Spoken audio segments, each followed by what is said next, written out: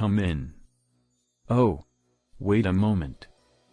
As my husband widened his eyes, I followed his gaze to find a drenched girl standing there, despite the cold weather, wearing sandals and thin clothing.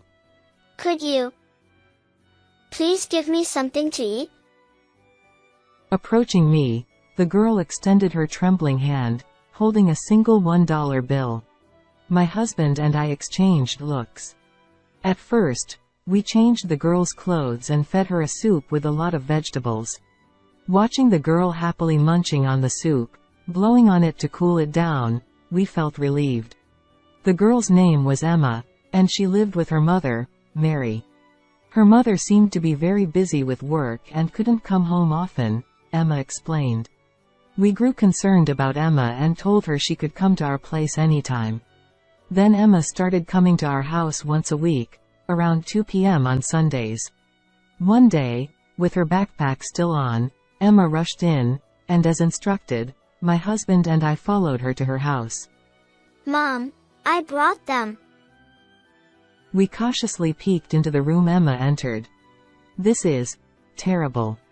Before us lay a cluttered entrance, with several large garbage bags scattered around, making it impossible to walk. My husband and I exchanged worried glances. After a while, a woman emerged from inside, leaning against the wall. She must be Mary, Emma's mother. Are you Emma's mother? Yes. Huh? As I looked at her. My name is Nancy. Together with my husband Jason, we run a restaurant. The restaurant, named Rose, was originally started by my husband's parents, but we took over it 10 years ago. Fortunately, the nostalgic flavors have gained quite a reputation, and we are bustling with regular customers every day. Nancy. Hey. Oh, sorry. I'll bring it right away. I startled at my husband's voice and flashed him a smile. Take your time. His gentle gaze and voice encouraged me. I have to stay focused. Otherwise, our daughter will scold me. I took a deep breath and carried the steaming beef stew to the patiently waiting customers with a smile. Neither my husband nor I initially planned to take over the restaurant. He was a regular office worker, and I worked as a dietitian at a hospital. Our decision to take over the restaurant was largely influenced by our daughter. My parents-in-law, at the age of 65, were actually planning to close the restaurant, but they were urged by the customers to keep it open. They also understood our feelings and entrusted us with the restaurant. Our wishes. They are for our daughter, Michelle. She was born when I was 28 years old. She was born prematurely, weighing only 1,800 grams at birth. I hope she grows up to be as lively as a rose, brightening everyone's surroundings. And I hope she's loved by everyone like our restaurant. With such hopes, my husband wished for our child who fought hard to live inside the incubator. Michelle, the hospital stay has been extended again. Michelle slowly but steadily grew, but her body was weak, and she went in and out of the hospital several times. We were constantly on edge with each hospital visit. Perhaps sensing our feelings, Michelle always behaved cheerfully. When I get discharged, let's have a party at Grandpa's restaurant. Michelle loved the omelet made by her grandpa and the cheesecake made by her grandma. She adored their restaurant and wanted to have parties there for any occasion. Today is Grandma's birthday. We even celebrated my parents-in-law birthdays with the customers.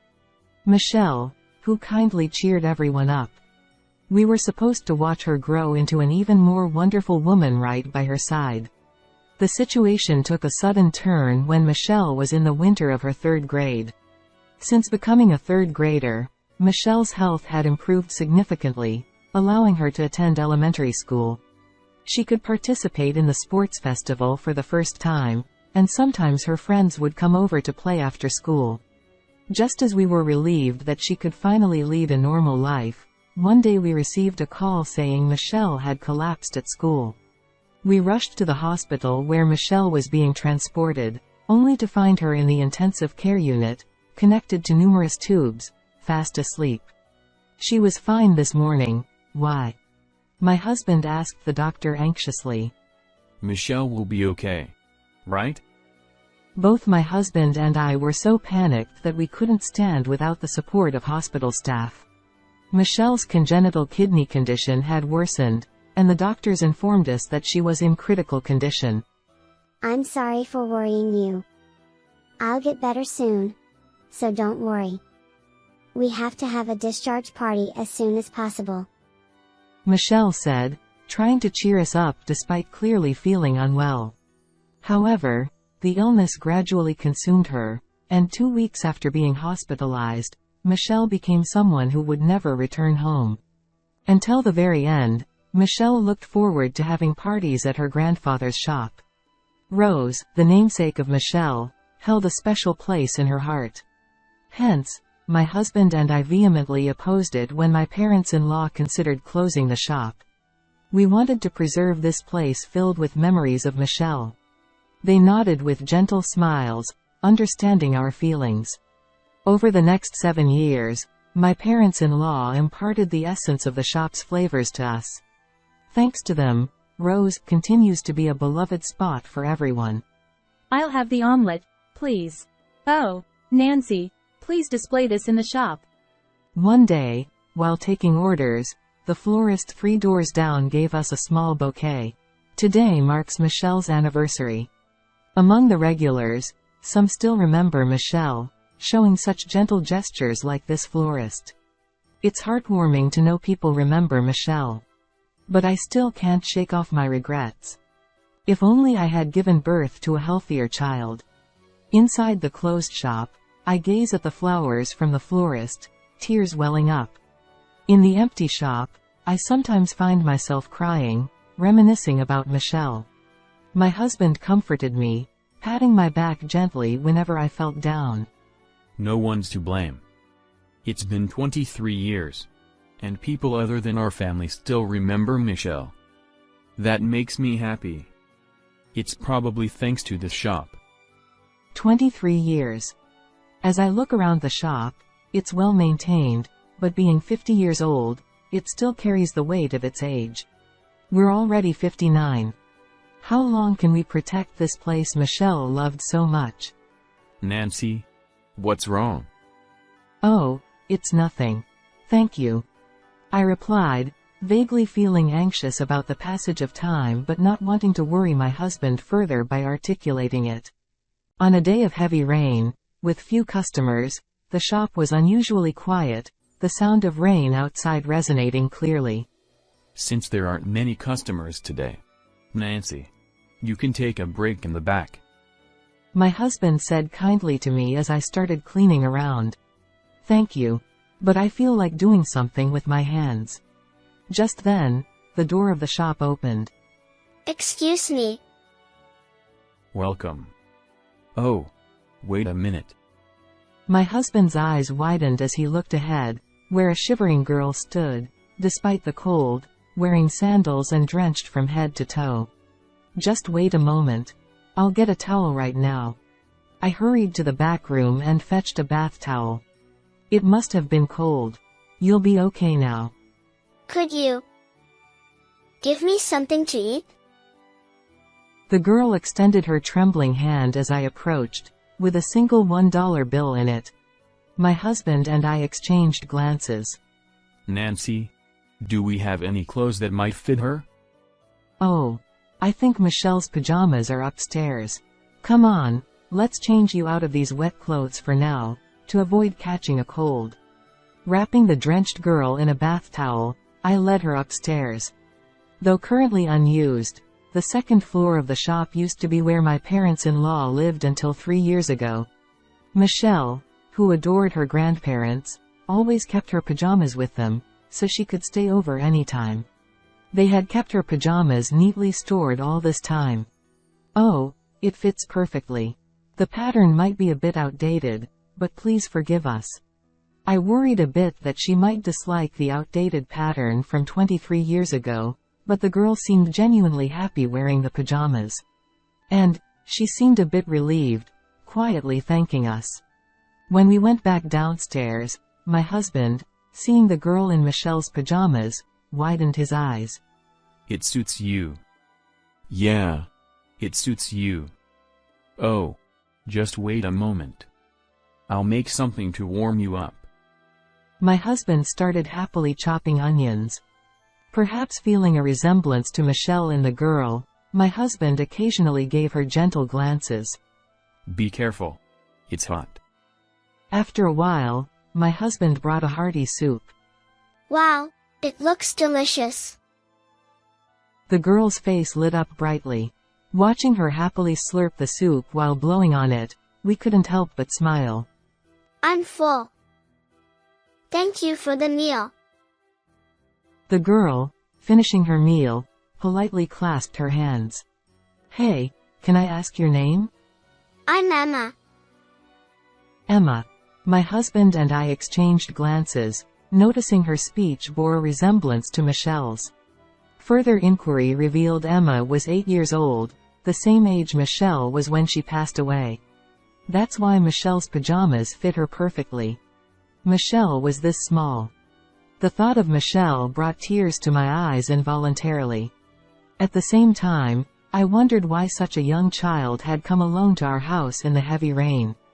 Can we ask about your home, Emma? Timidly asking, Emma nodded and began to speak. She lives with her mother, Mary, just the two of them. Her mother seems to be very busy with work and can't come home often. What does your mom do for work? Cleaning and making bento boxes. It seems her mother doesn't have a regular job. Does she usually make dinner for you?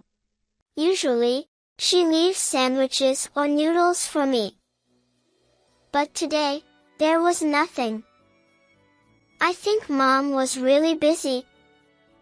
So, I thought I'd buy something to eat for $1, but the rain was too strong.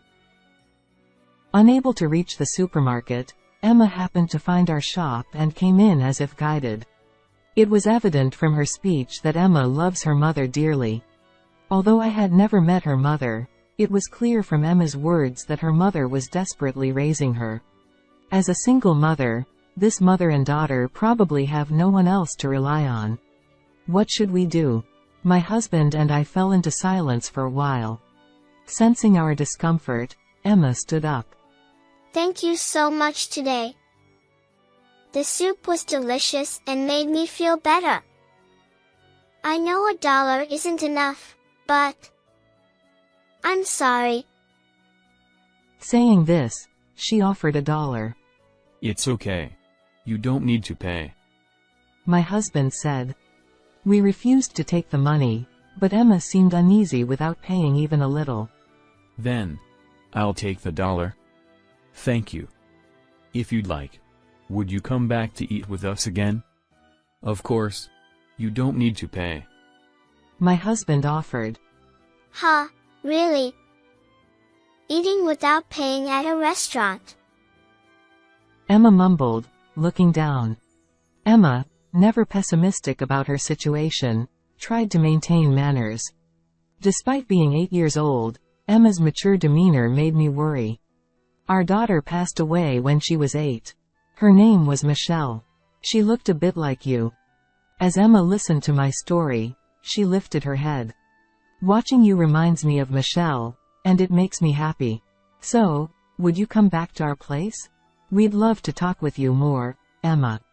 When our eyes met and I smiled at her, she finally returned a soft smile. You can return the umbrella next time you come. Take care on your way home.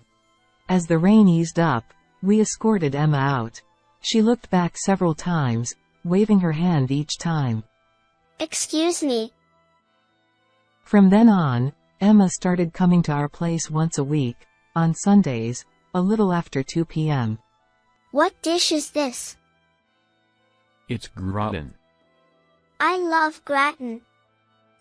My cheeks are going to fall off. Emma rejoiced at her first taste of gratin. As a registered dietitian, I made sure to provide Emma with well-balanced meals, using my knowledge to the fullest. Thanks to that, Emma's complexion gradually improved. Thank you, Jason and Nancy. After finishing her meal, she always left some coins behind. It's okay. We're just using up leftover ingredients. My husband would say. Despite our repeated assurances that she didn't need to pay, Emma would leave coins on the table every time. She's such a polite and responsible child. Sometimes, I admired her for it, and other times, seeing her jump with joy after eating the cheesecake for dessert, I couldn't help but feel happy that she was just an 8-year-old girl after all. Emma gradually started sharing more about school with us. We practiced doing backflips in PE, but I couldn't do it at all. Want to practice at the park later? Yes. Emma's eyes sparkled. Come to think of it, Michelle struggled with backflips too. We used to practice at the park during the shop's break time. But suddenly, she could do it one day. I think she said a friend taught her. Memories from the past resurfaced. As we talked with Emma, we increasingly felt Michelle's presence in her. So, we wanted nothing but happiness for her. However, it seemed her mother still wasn't coming home much. Isn't it worrying to leave an 8-year-old alone, no matter how busy she is with work? We don't even know what kind of work she does. But it's not right to pry into her family's affairs. Especially with Emma. My husband replied. We could only watch over Emma when she came on Sundays, spending restless days filled with concern. One day, during lunchtime, despite it being a weekday and lunchtime almost ending, Emma rushed into the shop looking extremely distressed. What's wrong, Emma? Coming back from school? Emma, still wearing her backpack, was breathing heavily, shaking her head. Mom. Mom. Hold on, Emma. My husband said, offering her a glass of water. I helped Emma take a few deep breaths to calm down and slowly drink some water. What happened to your mom? My mom. She can't stop coughing, and it's really bad. She said to call someone. Emma seemed on the verge of tears, so I hugged her gently. Okay, it's all right. Emma, can you show us the way to your house? Yeah. I signaled to my husband, who quickly checked the time and began taking off his apron. I'll come too. The customers have just left. And lunchtime is over. He said, hanging the closed sign on the door. This way. Following Emma, we hurried to her house. We were led to a 2-story dilapidated apartment by Emma. Without hesitation, Emma opened the door to room 101. Mom, I brought them. We cautiously peeked into the room Emma entered. This is terrible. In front of us lay a cluttered entrance with several large garbage bags strewn about, leaving no space to step. My husband and I exchanged worried looks, furrowing our brows. After a while, a woman emerged from inside, leaning against the wall as she shuffled out. She was likely Emma's mother, Mary. Sorry. Cough. Cough. As I reached out to pat the coughing woman's back, I recoiled. Her body felt feverish, and even to an amateur, her condition seemed severe. Are you Emma's mother? Yes. I'm sorry. My cold. Cough. Cough. Mary, your condition seems dangerous as it is. I'll call for an ambulance. My husband said, dialing immediately to request an ambulance. Do you have your insurance card? It's in the top drawer of the dresser. I struggled through the garbage bags and managed to enter the room. The interior was equally distressing.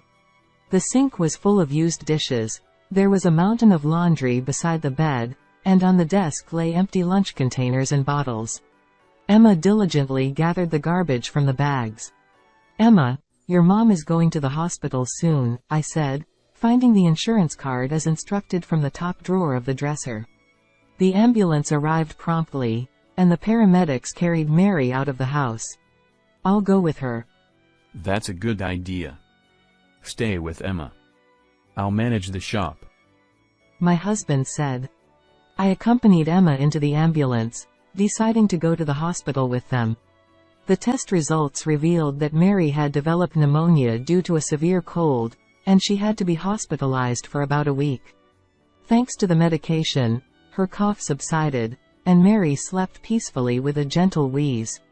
She must have been unable to sleep for a long time. Emma, the doctor will take care of Mom, so don't worry. Would you like to come to Auntie's house until Mom is discharged? I addressed Emma, who was anxiously watching her mother. Huh? Is it okay? Emma asked. Of course. I'm sure Mom will feel more at ease resting if you're with us. She'll get better soon. I reassured her. Thank you. Emma squeezed my hand tightly. She must have been quite anxious. Emma, when you're in trouble, like today, you can always say, help. People around you will lend a hand. Never hesitate. I advised her. Yeah. Emma squeezed my hand again firmly. The next day, since it was our day off at the shop, my husband and I took Emma to visit Mary. Mary was awake by then. Emma eagerly ran to her. Emma, I'm sorry for the trouble I caused you. Mary gently embraced Emma and then turned to us, kneeling on the bed with her head bowed. Thank you so much. For Emma. And for everything, even though we're not family. Mary's voice choked with tears. Mary, look up. And remember, even if we're not family, you can rely on us. I assured her. Upon hearing my words, Mary raised her tearful face. Mom, Nancy's house has a parrot, and it said, I love you. Mary smiled gently as she watched Emma happily talk about our parrot. May I ask about Mary's situation at home? Sure. I'm a single mother. Mary started to talk. She's 31 years old. She had Emma when she was 23, but she didn't register with the man who became the father at the time. He and I, along with a friend, just started a restaurant. He said we'd get married once the restaurant got on track. She thought he was considering not burdening the child with debt. But a year later, when they had a decent number of customers and were repaying the debt as planned, he disappeared suddenly, taking a large sum of money from the restaurant. Both my friend and I were shocked. His phone was disconnected. Since he said he grew up in foster care without parents, I knew nothing about his relatives. Furthermore, her friend said, I can't take it anymore, and quit the restaurant, leaving Mary to manage it alone. I had to somehow repay the debt. I was standing at the store with Emma on my back, but I couldn't run the store alone, and eventually had to close it down. After that, Mary had to work desperately to repay the debt. But she only graduated from high school and had a small child. There was nowhere that would hire her as a regular employee. I've done day labor jobs too. I just thought I had to work whenever I had time. Now, I work as a temporary worker doing cleaning during the day, and part-time at a delicatessen or convenience store at night. She spent a little time with Emma in the evening, then went back to work. And she would return home either in the early morning, before Emma woke up, or after Emma left for the day. Emma told me about the kindness you've shown us. Thank you so much. I wanted to express my gratitude, but I couldn't muster the courage to show my face. Really? I thought I might be scolded for not taking care of my child properly. It's true, I couldn't take care of Emma properly, and ended up collapsing. I'm a failure as a parent. Beside the bowed Mary, Emma was diligently doing her homework. Seeing the name, Emma, written there, I was taken aback. Mary, you were 31, right? Yes. Do you happen to remember a girl named Michelle? Back in 3rd grade, she used to tie her hair in 2 knots. Mary pondered for a moment, then lifted her head suddenly. Michelle, I remember. Wait, Nancy, are you parents of Michelle? I felt delighted and nodded, taking Mary's hand. I always felt Emma and Michelle resembled each other somehow, but never imagined Mary, your Mary, Michelle's friend. Mary's name was frequently mentioned by Michelle. A versatile athlete, Mary chased after groups of playful boys. And she mentioned how Mary accompanied her during lunch breaks to practice cartwheels, enabling Michelle to master them. Michelle often envied Mary's energetic and reliable nature. With my talk, Mary shook her head. Oh no, it was actually me who admired Michelle. She was so genuine, able to easily slip into anyone's heart. Huh? I always got scolded by teachers for not being girly enough. Some kids even distanced themselves, warned not to play with the one scolded by teachers. Clearly, it was a bitter memory for Mary as she bit her lip. But Michelle said she admired, Mary, I like you very much because you're stronger and kinder than anyone. I want to be like her. Her words saved me. That Michelle said such things. I had only heard that Mary was like a hero from Michelle's perspective. I never knew such an exchange occurred between them. Learning from each other and experiencing various emotions through their friendship, Michelle lived each day fully. Discovering this new facet of Michelle, we felt elated. With me being like this, Michelle up there in heaven must be disappointed. I need to do better. At this moment, my husband, who had been silent until then, sensitively reacted to Mary's words. You're right. Michelle might be disappointed if things stay this way. Come on, Jason. I couldn't understand why he would say such things to Michelle, who was weakened by illness, and glared at my husband. Ignoring my gaze, my husband looked straight at Mary as he spoke. If you keep trying to handle everything alone from now on, I think Michelle would be disappointed. Mary, you're doing your best. Working so hard alone, carrying debts for Emma's sake. As Mary shed tears upon hearing my husband's words, he offered her a handkerchief and continued. But you know, when you're in trouble, it's okay to say help, because someone will definitely come to your aid. Maybe that's what Mary admired about Michelle? Mary nodded repeatedly, crying profusely. Michelle, who had been frail since childhood and relied on a lot of help from those around her, understood her limitations well and was indeed skilled at seeking help from others. It somehow made sense to me why Mary, who had always done everything by herself, admired Michelle. Mom, Nancy told me that I can say, help, too. It's definitely not good to endure everything.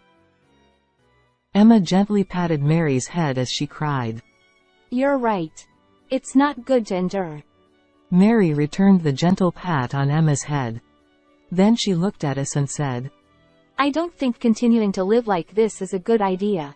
But becoming a full-time employee is difficult for me. Could you help me? From Mary's earnest gaze, I felt once again the strong desire to help this mother and daughter. Mary, you used to run a restaurant, right? Are you interested in cooking? Yes. I enjoy seeing the happy faces of customers when they're full. My husband nodded as he looked at me. We run a restaurant. How about working and living here with us? What? Mary was so surprised by the sudden proposal that she couldn't even speak. What does living here mean? Emma, remember when you first came to our place and changed upstairs? Well, nobody lives there now, so I thought maybe you and Mom could live there. And Mom could work at our restaurant. Wow! So, Mom, I can see you anytime while you're working? Emma bounced around happily. Is it really okay? It's a bit old-fashioned, but we've been cleaning it regularly, so I think it's livable. The salary isn't that high, but you won't have to pay rent, and you'll get meals during the day and night.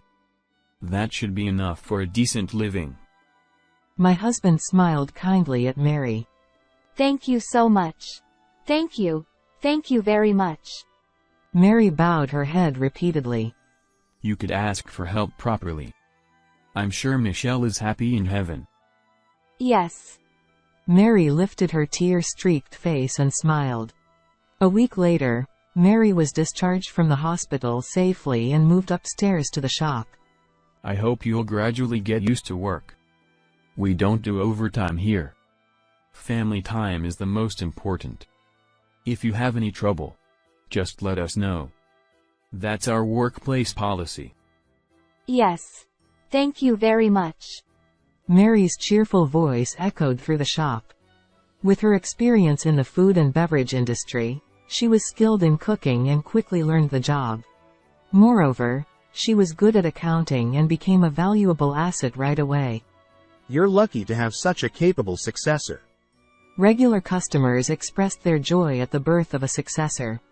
I'd be happy if it turns out that way. But it's ultimately up to Mary to decide. If it's okay with me, I'll work even harder. I want to repay you all for your kindness in this shop.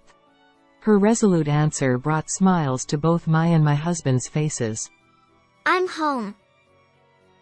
Welcome back, Emma. Every day, Mary and we, a couple, welcome Emma back from school. Emma secretly told us that being greeted with, "Welcome back," makes her incredibly happy. We've come to realize how spending time together as a family brings so much joy.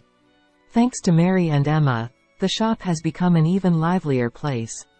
Emma, could you bring some water? Sure. Emma helps out too. Thanks to her, I no longer feel overwhelmed by the loneliness I felt after losing Michelle. I believe it's because of her that I can truly cherish this place filled with memories of Michelle. Ah, the weather is so nice.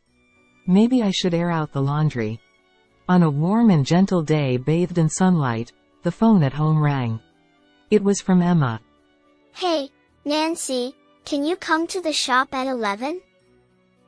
Let's practice cartwheels in the park. Sure thing. See you later then. Emma has become very attached to us as a couple. We already see Emma as our true grandchild. Since my husband had errands to run from the morning, I headed to the shop alone. Upon arrival, I noticed a sign on the door that read, "Party Today," written in Emma's handwriting. Quietly, I opened the door.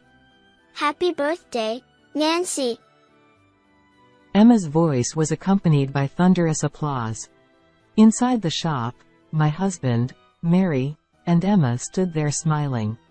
The interior was adorned with balloons and decorations, and the tables were filled with delicious dishes. I've never had my birthday celebrated like this, and tears welled up in my eyes. Nancy, thank you for always being kind to me and Mom. Please continue to be good to us forever and ever. Emma read the letter and gave me a bouquet of pink roses. It was from her. Mary and she went to prepare early in the morning. The small flowers gathered, brightening the surroundings with vibrant pink, cheerful roses. Emma says we've helped her, but we've been helped a lot by Emma and Mary too. Emma, thank you for trusting me. And Emma and Mary, thank you for coming to our home. Jason, thank you for always supporting us. And Michelle, thank you for bringing us together with Mary. I expressed my gratitude to each one who hasn't always been conveyed. Well, let's enjoy it while it's warm. Cheers. My husband, looking a bit bashful, led the toast. I feel incredibly happy seeing everyone's smiles. We've created new precious memories at this rose.